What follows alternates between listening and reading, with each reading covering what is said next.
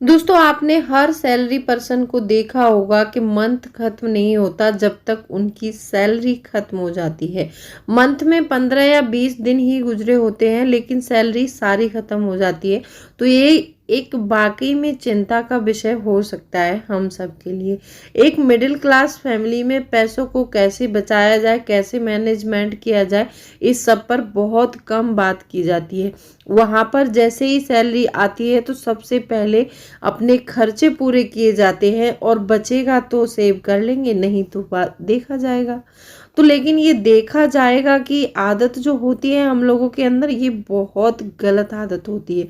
हमारे अंदर ऐसा नहीं होना चाहिए। तो आज की वीडियो में मैं कुछ पॉइंट शेयर करूंगी आप लोगों के साथ, जिनसे कि सैलरी आपकी आएगी और पूरे महीने भी चलेगी और सैलरी बीच में ख़त्म बिल्कुल नहीं होगी। तो हमें ये पॉइंट ज़रूर जानने चाहिए। वीडियो बहुत इंटरेस्टिंग है, वीडियो के अंत तक ज़रूर बने रहना।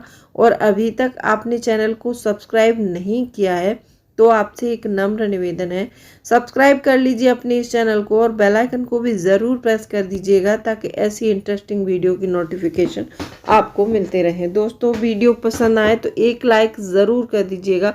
तो चलिए स्टार्ट करते हैं वीडियो को। सबसे पहला पॉइंट आता है कि अगर आप सैलरी पर्सन हैं और आपको सच में पैसे बचाना है तो आपको हमेशा 2 अकाउंट खुलवाने चाहिए, 2 अकाउंट का यूज़ करना चाहिए, जिससे कि आपके जिस अकाउंट में सैलरी आती है उसमें तो सैलरी आएगी और एक अकाउंट आप खुलवाएंगे वो होगा आपका सेविंग अकाउंट, जिसमें आप अपनी सैलरी में से सबसे पहले आपको 10% या फिर 20% या 30% जितना आप बचा सकते हैं उतना ऑटोमेटिक कट जाएगा उसमें। ये आजकल देखा होगा हर सैलरी पर्सन के अकाउंट में ये ऑटोमेटिक सिस्टम है कि आप जो भी पैसा सेव करना चाहते, चाहे तो आप SIP कर सकते हैं, म्यूचुअल फंड में कर दीजिए, या फिर कोई अन्य जो भी आप जानकारी रखते हैं वो सेविंग अकाउंट में आप जहाँ भी पैसा निवेश करना चाहते हैं वहाँ से आपका पैसा डिटेक्ट होके उसमें चला जाएगा और आपको पता भी नहीं चलेगा कि हमने पैसा सेव कर दिया। होता ऐसा है कि जैसे मान लो आपकी पेमेंट 20,000 आ रही है तो 20,000 भी आपके हाथ में आ जाते हैं तो पैसा बहुत जल्दी खर्च होता है, क्योंकि घर में रखा हुआ पैसा आपने देखा होगा कि अपने खर्च होने के जाने के रास्ते खुद ढूंढ लेता है और हमसे पैसे खर्च हो जाते हैं। तो आपको अपने सेविंग अकाउंट का जो भी आपका सैलरी अकाउंट है उसमें से अपना सेविंग अकाउंट में पैसा डिटेक्ट करवाना हर मंथ में शुरू करना होगा। अगर आप ऐसा करते हैं तो बाकी में आप पैसे सेव भी कर पाएंगे और आप अपने खर्चे मैनेज करना सीख जाएंगे। दूसरा पॉइंट आता है कि जब भी हम कोई भी चीज़ परचेस करते हैं तो उसका हमें सबसे पहले देखना चाहिए कि वाकई में इस चीज़ की हमको ज़रूरत है। बहुत से लोगों को मैंने देखा है कि मार्केट जाने के बाद कोई भी चीज़ उनको अच्छी लगती है और उनको लगता है कि इसको मैं ख़रीद लूँ, शायद उनको ज़रूरत नहीं है लेकिन उनकी जेब में पैसे पड़े हैं और उनको अच्छी लगी है तो लगा उनको कि ये ज़रूरी हो सकती है, लेकिन वो ज़रूरी नहीं है। आपने उसको अपनी चाहत को ज़रूरत बना लिया है। जब हम चाहतों को ज़रूरत बनाने लगते हैं ना, चाहतों और ज़रूरतों में फ़र्क नहीं करते हैं तो बाकी में हमारा पैसा खर्च हो ही जाता है।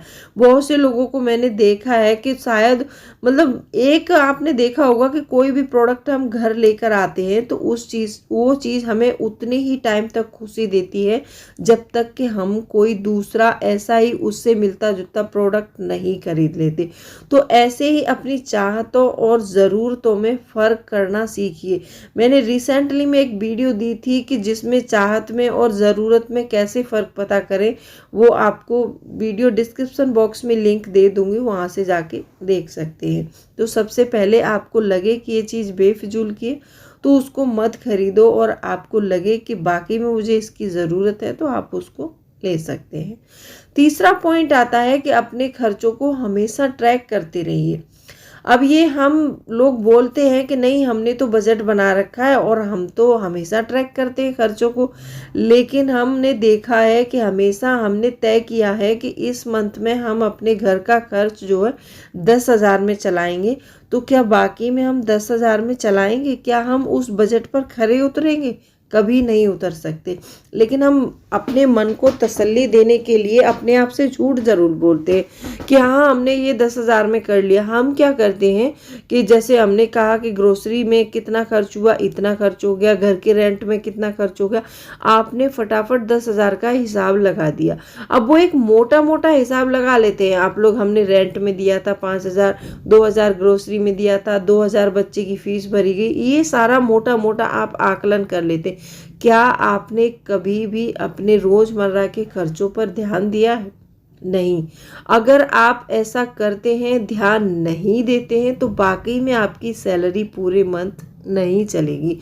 हमें क्या करना होता है कि जैसे हम बजट बनाते हैं तो उस समय हम मोटे मोटे खर्चे तो अपने एक साइड में लिख लेते हैं, लेकिन जो पर डे वाले खर्चे होते हैं उन पर बिल्कुल ध्यान नहीं जाता है। आपने देखा होगा ऑफिस से आते समय बहुत सारी चीज़ें ऐसी होती हैं जो हम परचेस करके लाते हैं। पैसा कहाँ से जाता है? पैसा हमारी सैलरी से ही तो जाएगा। लेकिन हम बहुत बार ये बोलते रहते हैं कि पता नहीं पैसा कहाँ खर्च हो रहा है, पता नहीं कहाँ पैसा खर्च हो रहा है। जब आप अपने खर्चों को ट्रैक करने लगोगे और फिर उनको कट करने लगोगे तभी तो आपके पैसे बचेंगे। तो आपने देखा होगा कि ऑफिस से आते समय बच्चों के लिए आइसक्रीम ले ली, कभी चिप्स का पैकेट लेके आ गए, कभी कोई फ्रूट लेके आ गए। तो ये सारे खर्चे हम उसमें ध्यान नहीं देते हैं। अगर इन सारे खर्चों को ध्यान में रखकर करेंगे तो हम वाकई में अपने पैसे बचा पाएंगे। तो हमें एक अपने जेब में पेन और डायरी हमेशा रखनी चाहिए। अगर हम कहीं से 20 रुपए का भी सामान परचेस करते हैं तो तुरंत हमें उस सामान को अपनी डायरी में नोट करना चाहिए। जब 1 महीना या फिर 2 महीने हो जाएं, जब भी आपको टाइम मिले तो टाइम में बैठकर उस खर्चे को हमें आकलन करना चाहिए उसका, कि बाकी में ये खर्चा हमारा इतना हुआ, ये जायज़ है या फिर नाजायज़ है, ये पैसा हमें खर्च करना चाहिए था या फिर नहीं करना चाहिए था। मैं ये नहीं कह रही हूँ कि आप अपने बच्चों के लिए आइसक्रीम ना लाएं या फिर कोई ऐसा काम ना करें। आप लाइए, बेशक लाइए, लेकिन उस खर्चे को लिखिए। जो लोग बोलते हैं ना कि पता नहीं पैसा कहाँ जा रहा है, तो वो आपको पता चलेगा कि आपका पैसा कहाँ जा रहा है। और हाँ, ऐसा भी होता है कि देखो पर डे में जो हम खर्च कर रहे हैं शायद वो खर्चे हमारे ज़्यादा हो रहे, तो हमें उन खर्चों को थोड़ा कम कर देना चाहिए। जब हम थोड़े में से थोड़ा थोड़ा कम करेंगे, हर जगह से थोड़ा थोड़ा कम करेंगे, तो मंथ के एंड में देखेंगे कि हमारे पास कुछ ना कुछ ज़रूर बचेगा। तो ये एक बहुत ही महत्वपूर्ण जानकारी है, हमें अपने खर्चों को हमेशा ट्रैक करना चाहिए। एक है शॉपिंग पर जाएं तो डिस्काउंट ज़रूर लेना चाहिए। देखो हमारी सैलरी आती है तो वो सैलरी तो हमें उतनी ही मिल रही है, लेकिन हम जो परचेस कर रहे हैं सामान, कोई भी सामान मार्केट में परचेस करने जा रहे हैं तो उसके लिए हमें डिस्काउंट ज़रूर ढूंढना चाहिए। ऐसा होता है कभी कभी ऐसी चीज़ें जो हम ज़रूरत वाली चीज़ें हैं वो खरीदने जाते हैं, तो जब हम डिस्काउंट लेते हैं तो वो काफ़ी सस्ते में पड़ जाती हैं। तो हमें हमेशा देखना चाहिए कि जब भी हम शॉपिंग पर जाएं तो डिस्काउंट ज़रूर लें। चौथा पॉइंट आता है कि कंजूसी वाले गुण आपके अंदर ज़रूर होने चाहिए। देखो हर जगह पैसे वाला बनना और हर जगह पैसे का रौब दिखाना ज़रूरी नहीं होता है। अगर हमारे पास एक लिमिटेड अमाउंट है तो हमें हर जगह पैसे वाले बनने की कोई ज़रूरत नहीं है। जहाँ पर मान लीजिए कई दोस्तों के साथ पार्टी कर रहे हैं या फिर कुछ कर रहे हैं तो सारा बिल खुद ही पे करे जा रहे हैं, तो आपको ऐसा नहीं करना है। जब भी कहीं दोस्तों के साथ बाहर जा रहे हैं, पार्टी सार्टी कर रहे हैं, तो उसमें आप बिल को कंट्रीब्यूट कर सकते हैं कि जितना भी बिल आया है सभी बांट लो, मिल बांट के भर देंगे तो पार्टी भी अच्छी हो जाएगी और आपके जेब पर भी कोई फर्क नहीं पड़ेगा। तो इसीलिए आपके अंदर कंजूसी वाले गुण ज़रूर होने चाहिए। पांचवा पॉइंट आता है कि अपनी इनकम को किसी के साथ शेयर नहीं करना है आपको। जब भी आप कहीं 4 दोस्तों में बैठे हैं या फिर कहीं पर बैठे हैं तो आपको कभी भी अपनी इनकम को शेयर नहीं करना है। देखो ऐसा होता है कि लोगों का हमें नहीं पता कि हमारे बारे में कोई क्या सोच रहा है, लेकिन जब ऐसा करते हैं कि मान लो आपकी इनकम है 20,000 और आप लोगों पर अपना इम्पैक्ट डालने के लिए या फिर कुछ भी करने के लिए आपने बता दी 40,000, 40,000, तो सबको ये लगेगा कि इसकी इनकम तो 40,000 है, तो कोई नहीं, जब भी पैसे की ज़रूरत पड़ेगी तो आपके पास ही मांगने के लिए चले आएंगे। चलो उसको 40,000 पेमेंट मिलती है महीने में, हम उससे थोड़ा पैसा ले लेते हैं। तो आपकी चाहे कम हो या फिर ज़्यादा हो, कभी भी अपनी इनकम किसी के भी साथ शेयर नहीं करनी है आपको। अगर अपनी सैलरी पूरे मंथ चलानी है और आपको पैसा भी बचाना है तो अपनी इनकम को किसी के साथ शेयर नहीं करना है आपको। 7वां पॉइंट आता है कि हमेशा क्रेडिट कार्ड से दूरी बनाकर रखें। देखो बहुत से लोग ऐसे होते हैं कि पैसे वाले होते नहीं है, लेकिन उनको दिखाना है कि हम पैसे वाले हैं, तो वो क्रेडिट कार्ड ले लेते हैं।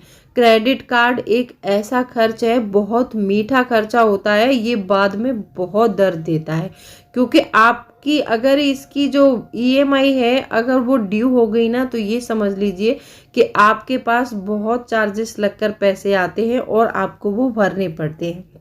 और क्रेडिट कार्ड से बाकी में खर्चा ज़्यादा हो जाता है। तो मैंने आपको कई बार बताया है कि आपको हमेशा कैश में खर्च करना है।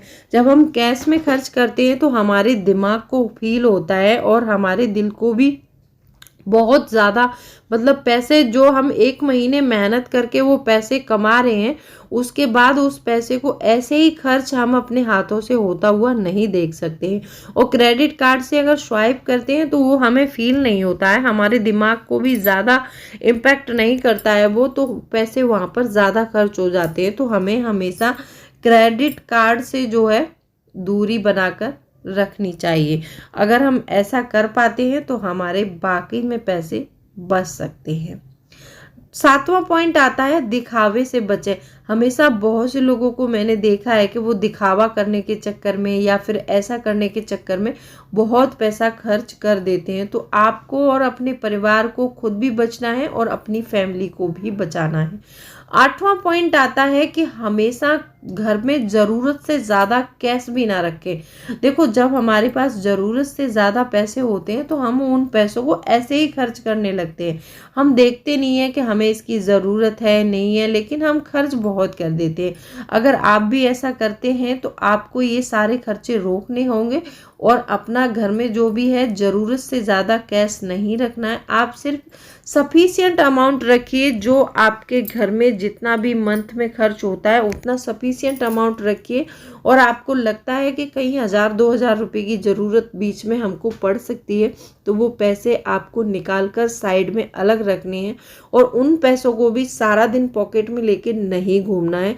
जितना हमारे बटुए में पैसा होता है हम लेके घूमते हैं, वो बाकी में खर्च हो जाता है। एक बार के लिए हमारे पास पैसा नहीं है तो हम रुक भी जाते हैं, अगर पैसा है तो नहीं रुकते। तो कैसी लगी वीडियो कमेंट करके ज़रूर बताना। तो चलिए मिलती हूँ अगली वीडियो में, तब तक के लिए bye bye, thanks for watching. और कोई भी क्वेरी है तो आप मुझे कमेंट करके पूछ सकते हैं।